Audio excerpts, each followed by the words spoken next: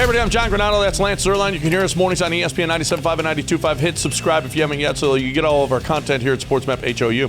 According to John Morosi, the Astros are focused on acquiring a left-handed bat. 3 options have been brought up, Lance. Cody Bellinger, Corey Dickerson, Seth Brown.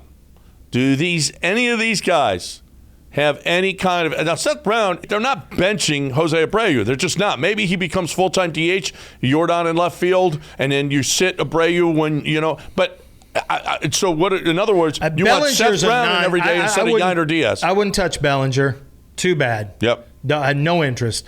Dickerson had a good series against you, but it's not like his numbers are all that great. I don't know that it's an upgrade over. It's a left-hand bat. I would ask this: if you're thinking about adding a left-hand bat, what does that say about your thoughts for what Michael Brantley? I thought all the reports on Michael Brantley have been good. So is Dana Brown maybe just doing his due diligence, or is Dana Brown maybe not as confident about Michael Brantley's potential to stay healthy during this season? I think it could be some of that also. So Cody Bellinger is somebody who's a name and has been a huge, huge disappointment. As soon as he got the big contract, I don't think anybody has fallen off quite like Cody Bellinger, except maybe Ryan Braun. After the steroid fiasco, he just went into the tank. Bellinger's anti-Astro. Why are we even talking to that guy? Well, that's the deal. I mean, Aroldis Chapman is also a hot name. Which one would you rather have for the Houston Astros? Aroldis Chapman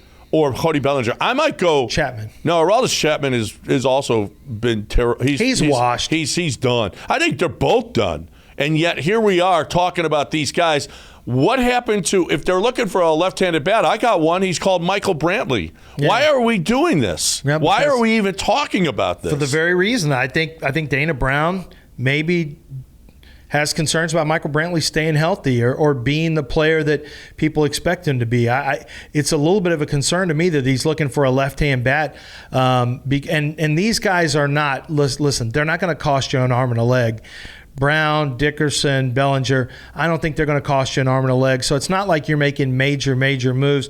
I would say maybe Brown because he gives you, but like you said, I guess it's just a DH move because Abreu has a 3-year deal. This isn't a 1-year deal or 2-year deal. It's a full 3. And what are you giving up to, by the way, for a Seth Brown to the A's? Can't be a whole lot. Dusty. We saw it with Trey Mancini last year. We saw it with Vasquez last year. He's only going to play him. If you come along in the midseason for Dusty Baker, you're only going to get partial.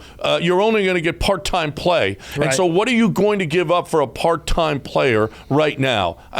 No, don't do this. He loves Michael Brantley. Michael Brantley moves right into the 2-hole, and Michael Brantley will be out there almost every day because you got to worry about him being injured. But don't do this. Don't go and bring a guy, first of all, that's hated here in Bellinger or Chapman, or guys that are only going to be used every once in a while. Just don't do it, Dana.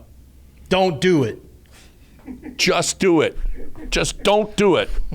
Just don't do it.